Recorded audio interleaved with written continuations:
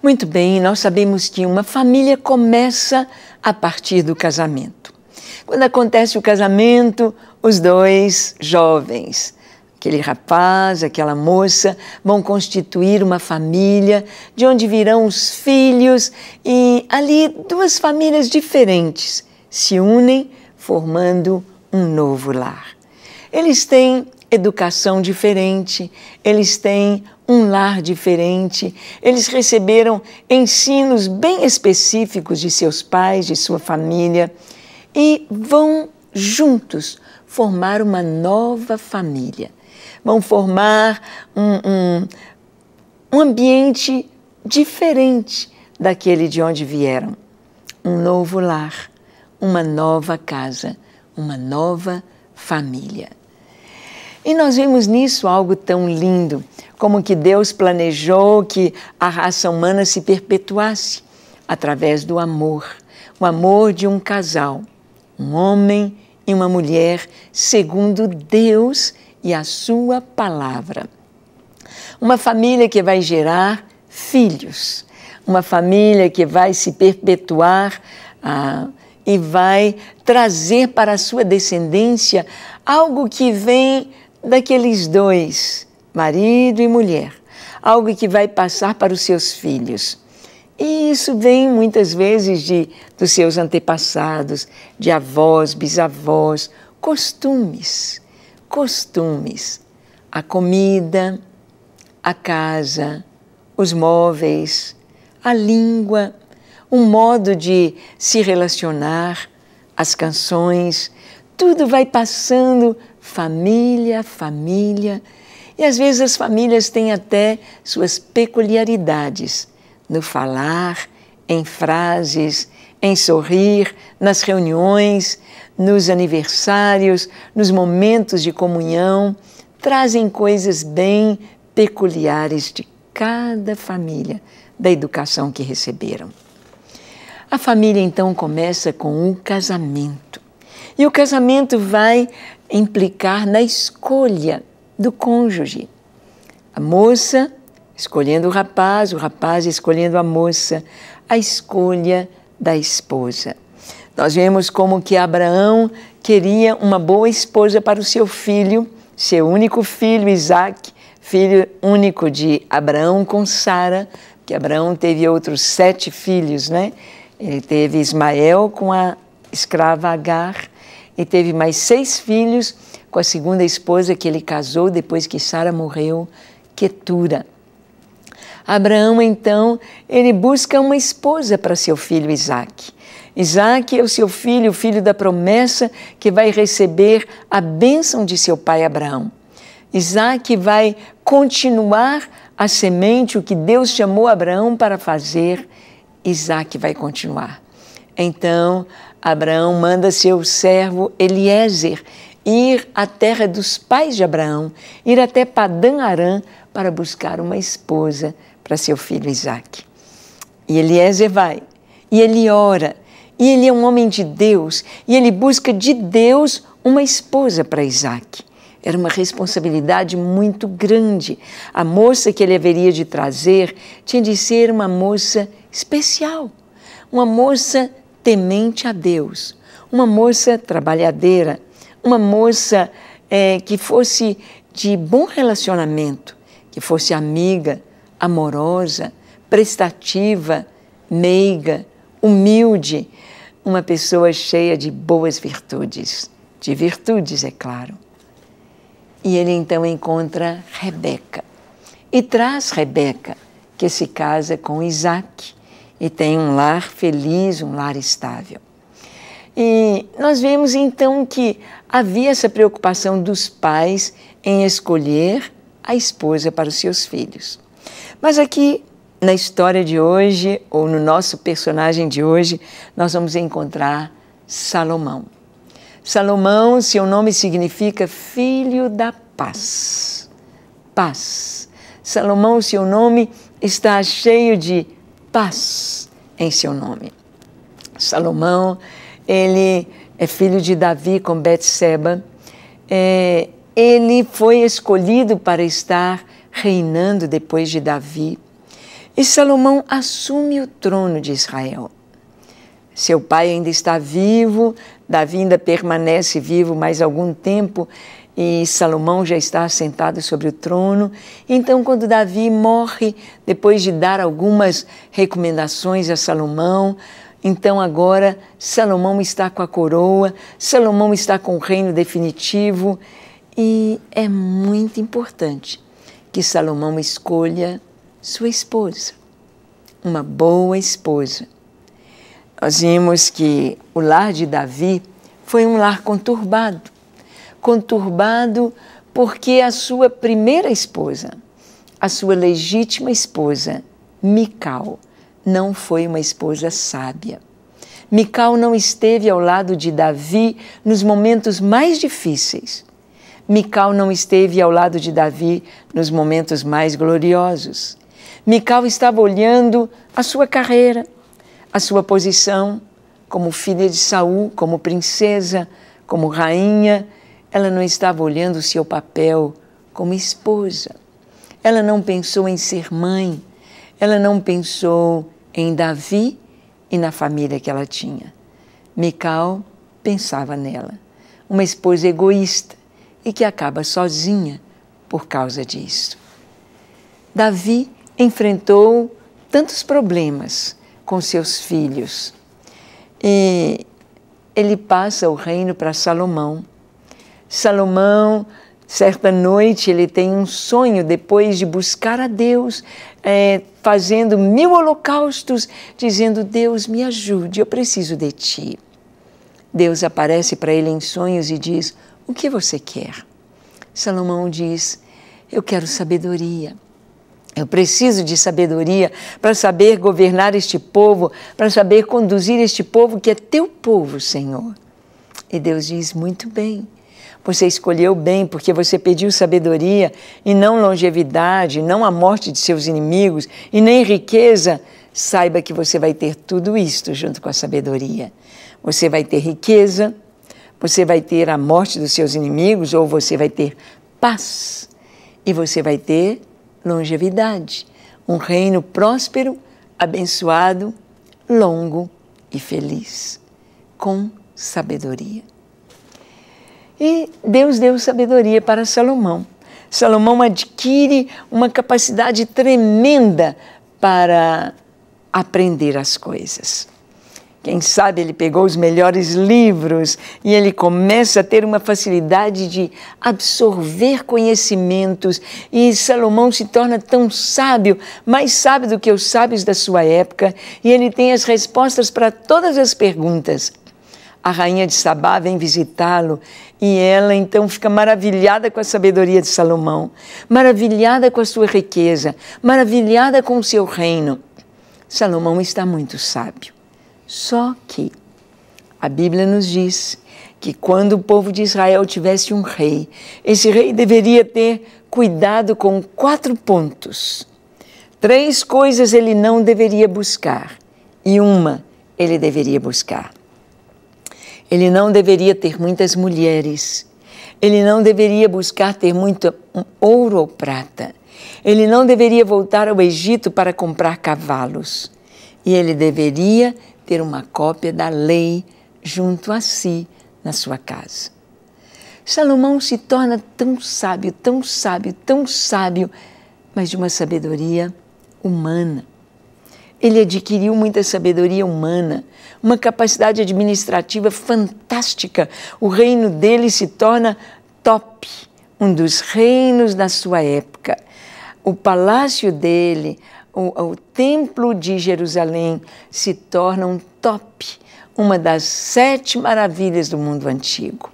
Tudo em ouro, tudo reluzente, tudo maravilhoso. Ele tinha 300 escudeiros com escudos de ouro quando ele entrava para o templo. Os seus palácios eram maravilhosos. A sua mesa, a sala de banquete, as taças eram de ouro, de prata. Ele não obedeceu o que Deus lhe disse e se casou também com várias mulheres. Ele também foi ao Egito para comprar cavalos, trazia os cavalos do Egito e os vendia, fazendo comércio exterior. o que Deus disse para não fazer, o que Deus disse para não ajuntar tanta riqueza, o que Deus disse para não se casar com tantas mulheres. Por quê? Porque o casamento dos reis não era somente por amor, mas aqueles casamentos eram por alianças internacionais. E para ter paz com as nações vizinhas, Salomão se casava com as princesas daquelas nações. E o texto nos diz aqui, em 1 Reis, capítulo 3, de 1 a 2, diz assim: Salomão aparentou-se com Faraó, rei do Egito, pois tomou por mulher a filha de Faraó e a trouxe à cidade de Davi, até que acabasse de edificar a sua casa e a casa do Senhor e a muralha à roda de Jerusalém. Entretanto, o povo oferecia sacrifícios sobre os altos, porque até aqueles dias ainda não se tinha edificado casa ao nome do Senhor. Primeira esposa de Salomão, uma princesa egípcia. Ele se aparentou com Faraó, rei do Egito.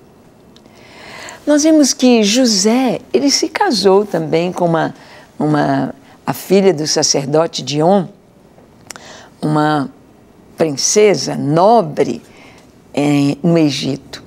Mas nós vemos como José criou seus filhos no caminho do Senhor.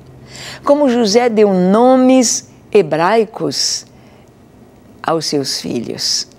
Nome de Efraim e Manassés. O Manassés, o primogênito, e Efraim, o caçula. Como que José educou seus filhos dentro da palavra de Deus e não conforme os egípcios. Como seus filhos preferiram estar com o povo de Deus, os hebreus, que eram pastores de ovelhas, do que permanecer no palácio, recebendo tudo do bom e do melhor, mas como os egípcios. José ensinou seus filhos no caminho certo. Agora, Salomão aparentou-se com Faraó. Uma aliança, uma princesa, um casamento. Só que no casamento nós vimos que eles trazem os seus costumes, trazem os seus deuses, trazem as suas orações, trazem os seus ensinamentos para dentro do casamento. E Salomão se casa com uma princesa egípcia. Então, do Egito vêm os deuses do Egito, porque aquela princesa não ia deixar os seus deuses no Egito. Ela não era convertida ao Deus de Israel. E a mentalidade que se tinha dos deuses é que cada terra tinha o seu Deus e a pessoa poderia ter os ídolos do lar, poderia ter imagens de esculturas mais variadas. Podemos imaginar Salomão com a filha de Faraó, construindo um palácio para ela e colocando ali o deus Ra, o deus Sol, e essa princesa trazendo os sacerdotes do Egito para ministrarem a ela, as suas servas, vindo então a idolatria do Egito para dentro de Israel. Quando o Senhor disse para Israel entrar na terra prometida, e ali eles desapossaram os povos daquela terra, o Senhor disse: não se casem com as mulheres desta terra. Não deem seus filhos aos filhos, as filhas deles. Não se aparentem com estes pagãos, porque vocês estarão se aparentando com seus deuses. E se vocês trouxerem os deuses destes povos, eu não poderei ficar com vocês. Eu não poderei estar abençoando vocês. Eu não vou estar junto com vocês. Vocês estarão desprotegidos, vocês estarão fora da minha proteção e da minha bênção. Virá sobre vocês juízo, guerra. Virá sobre vocês muita coisa ruim e negativa, se vocês se aparentarem com essa gente. E esta é a orientação do Senhor em todo o Antigo Testamento e também no Novo Testamento. O apóstolo Paulo fala: não vos ponhais em julgo desigual com os incrédulos. A mulher crente que se casa com um rapaz não crente, ela vai pagar um alto preço. Mesmo que ele seja uma pessoa muito boa, excelente pessoa, mas não é um com ela para orar, para ler a Bíblia, para ter um ministério na igreja, para juntos irem à célula, para juntos pregarem, para juntos fazerem a obra de Deus e para juntos ensinarem os seus filhos no caminho do Senhor. É exatamente estar buscando sofrimento, estar buscando lágrimas. Salomão se aparentou com Faraó, se aparentou casando-se com a filha de Faraó. E diz em 1 Reis, capítulo 11, do verso 1 a 8, que Salomão não parou aí. Deus tinha dito que o rei em Israel não deveria ter muitas mulheres, porque Deus já sabia das alianças, Deus já sabia do que acontecia com os reis da terra. Hoje, as alianças entre as nações, elas são alianças e que implicam em sanções comerciais, quando há um rompimento. Sanções comerciais, alianças comerciais. Mas naquela época, as alianças estavam ligadas a alianças de família. De família. Os reinos ligados por família. E Salomão, para ter paz, olha o que ele faz. Ora, além da filha de Faraó, amou Salomão muitas mulheres estrangeiras. Moabitas, Amonitas, Edomitas, Sidônias e Etéias. Mulheres das nações de que havia o Senhor dito aos filhos de Israel: não caseis com elas, nem casem elas convosco, pois vos perverteriam o coração para seguirdes aos seus deuses. O Senhor explicou claramente por que ele não queria esse casamento com outras nações. As mulheres perverteriam o coração do rei para seguir os seus deuses. E foi exatamente isso que aconteceu. Olha, se você estiver em cima de uma mesa e outra pessoa está aqui embaixo, no chão, você pode tentar suspender essa pessoa puxando-a pela mão para ela subir para a mesa onde você está. Vai ser mais fácil ela te puxar para baixo, te tirar de cima da mesa, do que você puxá-la para cima. É mais fácil uma pessoa que está no mundo puxar o outro, o cônjuge, para baixo, do que o outro levá-lo para cima. O preço é alto. O preço é alto. E aqui o que aconteceu com Salomão? As mulheres perverteram seu coração. Para Salomão converter estas mulheres ao Deus de Israel, teria de ser como Ruth, lá em Moabe, quando Ruth entra para a família de Moabe, uma família judaica, uma família, a sua sogra judia, seu marido judeu, e ali falando do Deus de Israel, vivendo naquele contato, houve uma conversão, houve uma mudança de coração. E aqui Salomão não conseguiu isto com as suas mulheres. Eram casamentos por interesse. Aquelas mulheres não vinham por amor, elas vinham por interesse. Interesse na riqueza, interesse no palácio, interesse nos presentes, interesses pelo seu país. E diz aqui que Salomão amou muitas mulheres estrangeiras. Moabitas, Amonitas, Edomitas, Sidônias e Etéias, as nações ao redor de Israel. E diz o texto: a esta se apegou Salomão pelo amor. Tinha 700 princesas e 300 concubinas, e suas mulheres lhe perverteram o coração. Sendo já velho, suas mulheres lhe perverteram o coração para seguir outros deuses, e o seu coração não era de todo fiel para com o Senhor, seu Deus, como fora o de Davi, seu pai. Salomão seguiu Astarote, deusa dos Sidônios, a Milcom, abominação dos Amonitas. Assim fez Salomão, que era mau perante o Senhor, e não perseverou em seguir ao Senhor, como Davi, seu pai. Nesse tempo, edificou Salomão um santuário a Quemos, a abominação de Moabe, sobre o monte fronteiro a Jerusalém, e a Moloque, a abominação dos filhos de Amon. Assim, fez para com todas as suas mulheres estrangeiras, as quais queimavam incenso e sacrificavam aos seus deuses. As mulheres trouxeram seus costumes, trouxeram seus deuses, trouxeram maldição para dentro de Israel, trouxeram idolatria, costumes pagãos, de prostituição, de maldade, de cegueira espiritual, trouxeram para dentro do palácio para o reino. Todo o reino ficou contaminado pela idolatria dessas mulheres, porque a idolatria vinha do alto, vinha do palácio. Nós vamos ver que o rei Salomão, mais tarde, você vai ler nas Escrituras, que ele colocou cavalos ao Deus Sol dentro do templo que ele edificara ao Senhor. Colocou imagens de esculturas dentro do templo que ele edificou ao Senhor, dizendo: esta casa será chamada pelo teu nome. Esta casa é consagrada ao Senhor.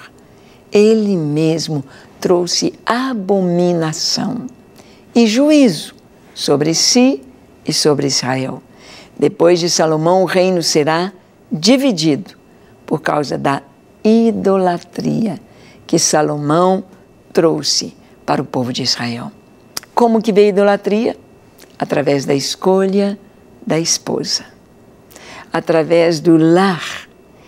Pode parecer uma coisa somente para você, pode parecer uma coisa tão simples, insignificante, sem tanto problema, a escolha de uma esposa ou do marido, mas é fundamental para você, para sua família, para os seus filhos, para a sua descendência, é fundamental.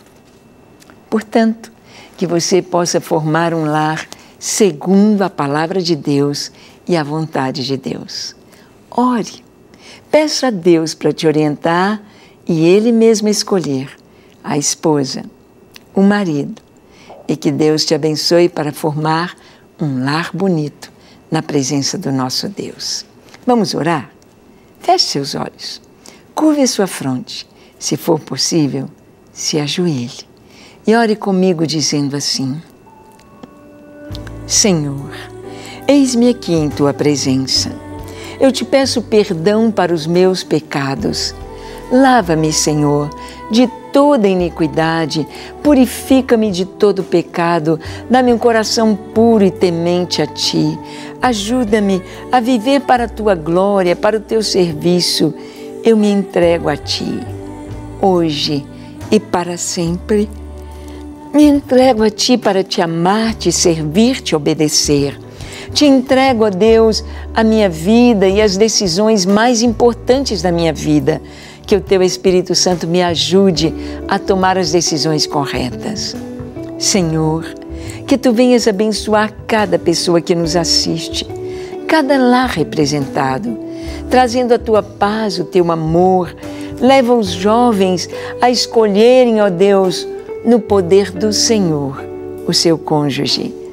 As meninas possam buscar aquele marido segundo o Teu coração. Os rapazes possam buscar aquela moça segundo o Teu coração. E o Senhor traga paz, alegria e a Tua bênção a cada coração, para o louvor do Teu nome, em nome de Jesus. Amém, amém e amém. Para receber todas as novidades do canal, inscreva-se e, se curtir o vídeo, clique em gostei. Aproveite para acompanhar a Rede Super nas redes sociais.